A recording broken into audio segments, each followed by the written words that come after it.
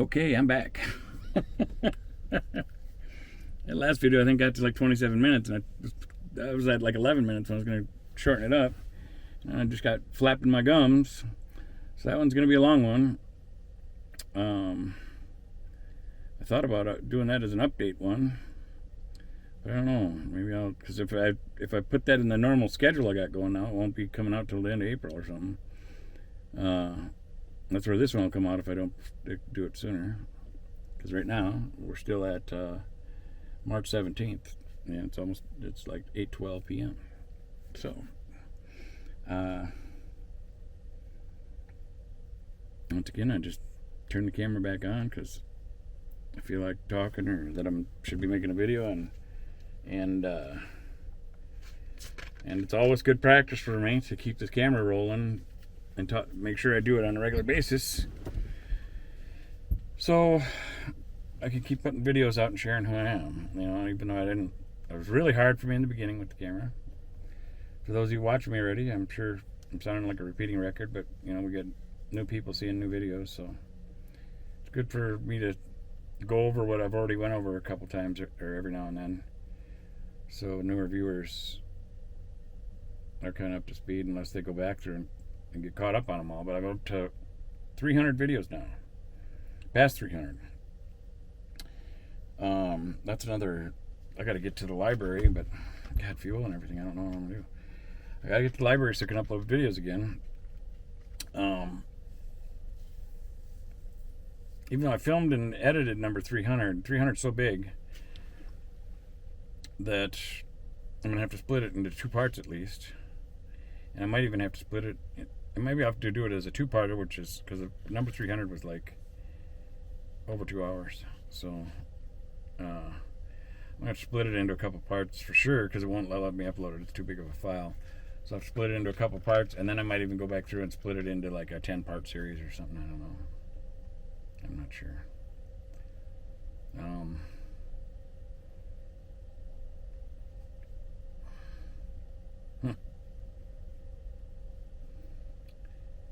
So here I am in this wonderfully snowy weather.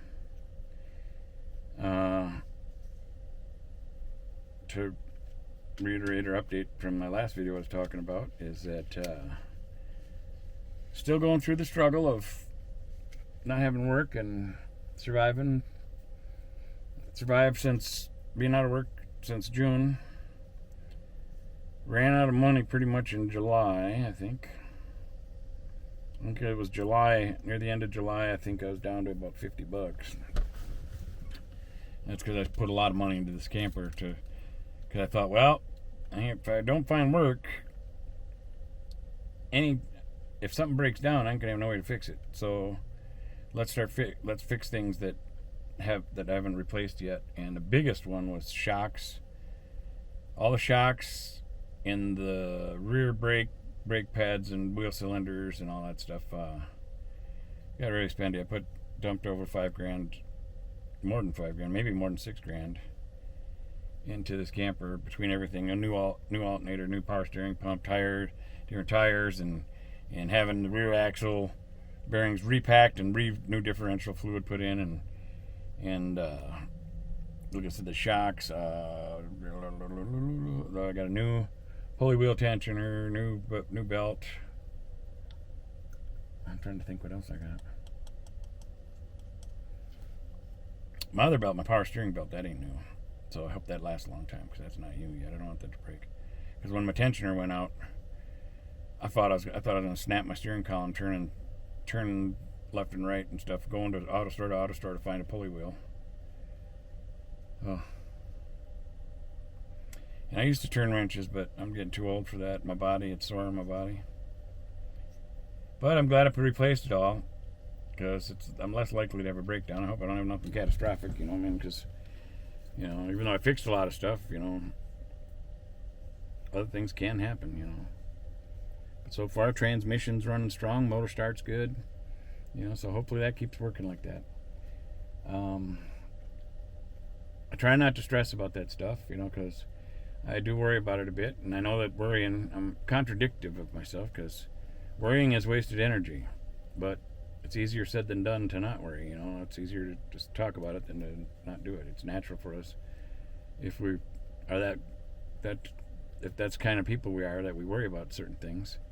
Well, it's not easy to not do it. But there are some people that are pretty comfortable in life and don't worry about stuff, until it happens, and they figure, oh, okay, this sucks. Now how am I going to deal with it? I'm getting better at doing it that way, And if you go to my prior videos, in the beginning, I had a brick story one.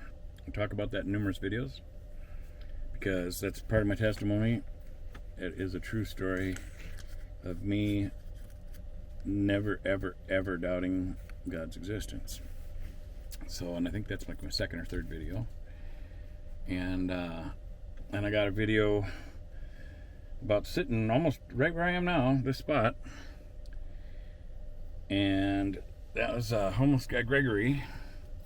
Never met him before. I was sitting in my camper because winter was on its way, and I was getting scared. How was I going to survive the winter if I don't find a job or something? Because like I said, I feel like God didn't want me to work a normal job. So I went to different churches, hoping that maybe a church would have a job I could do and earn some money, Because then I thought, well, then that's not a normal job, and then I'm kind of working for God too, if I'm working at a church, But churches, it's all voluntary positions, everything I ran into. So when I need to outside of church, I need to have money for people to stay alive and all this other stuff,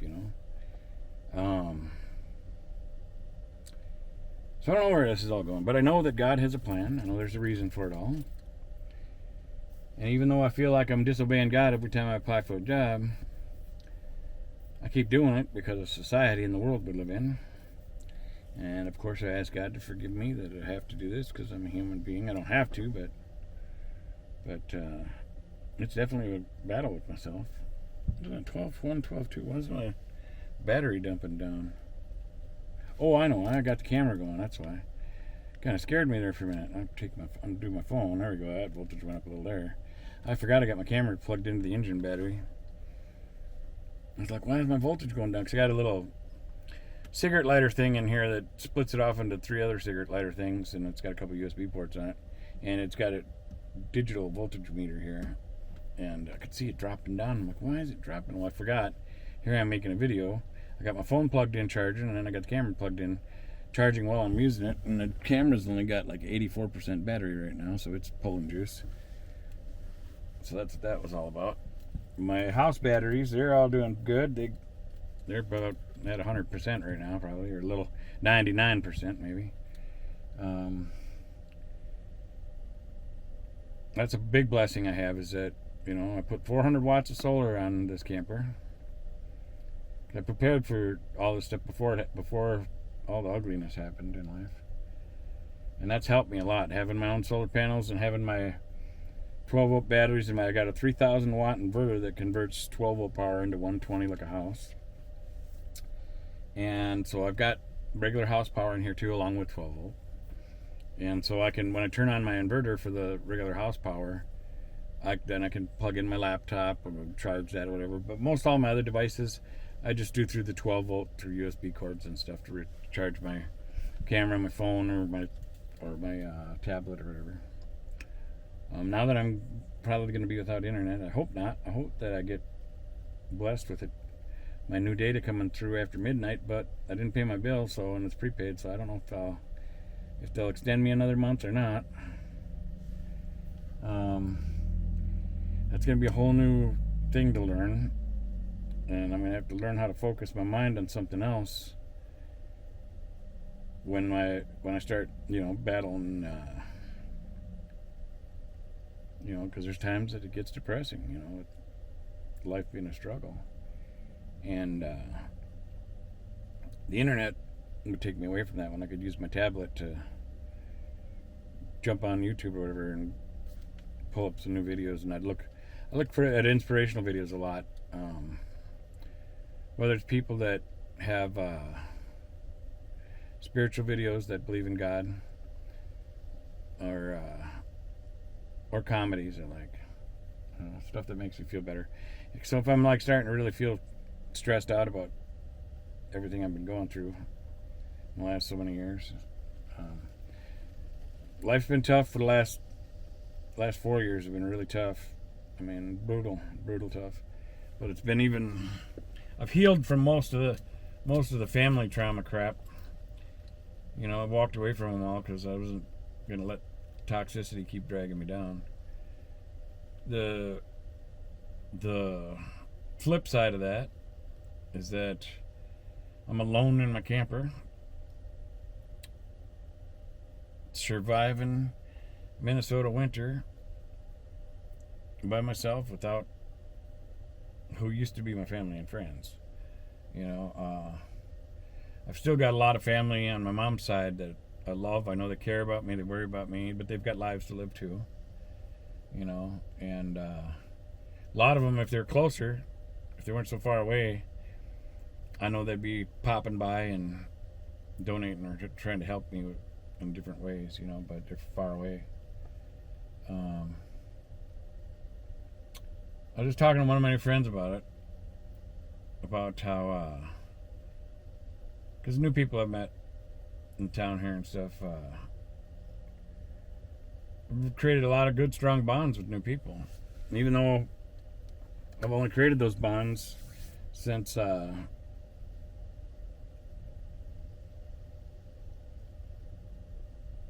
within the last six months or something, I'd say 6-8 months.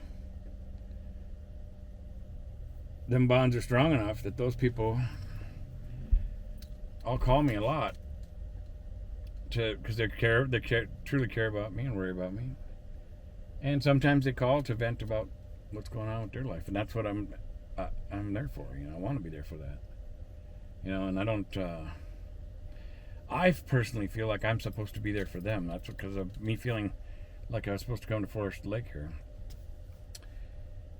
I feel like all these people I've met, I feel like I'm supposed to meet them. I'm supposed to be there for them. There's a reason for that, you know. So if they call me to vent or they're stressed out in life or whatever, I believe I'm supposed to be there and have those conversations that we have about stuff. And I'm really glad I met all these people. But I was just telling one of my newest friends, well, not newest, but out of all these people, you know, all the new people I've met, how, because he was talking about how he's worried about me, and even though I try to refuse help from him because he's helped me a lot too, you know, and it's still hard for me to accept help. I have accepted help from him, but it's like it gets hard, you know. Everybody's got their life to live, you know. And he said, "Well, I worry about you and stuff." I said, "And I appreciate that, you know, and I know you do." So I said, "It's kind of funny." I said, "You know," I said, all the new relationships I've created here in town, those people show more care towards me than my family and friends from the past. I don't even know. I can't even tell you. I think the last time I had one of my family members call me, and that's my good family members, ones that care about me. I think that was maybe a couple months or so ago. And but I do have family that care about me, and they call and check on me from time to time. And I love them. And I don't expect them to call all the time, you know. But there's other family members and friends, like my siblings and stuff. I ain't heard peep from them in most of them over 3 years, you know. And I don't know, it's just crazy. It's weird how it all works. I don't know, I'm getting off on this other subject there. It's probably because of my current struggles that have arisen. I'm starting to, you know, kind of dip towards the negative side, or the stress side, or depression side, or something like that. I don't know. I'm not depressed though, like, you know, I don't know how to explain it. I mean, I'm depressed because it's a struggle, but I'm not depressed like really down in the hole, you know, like it's the end of the world or something, because I know there's good stuff coming.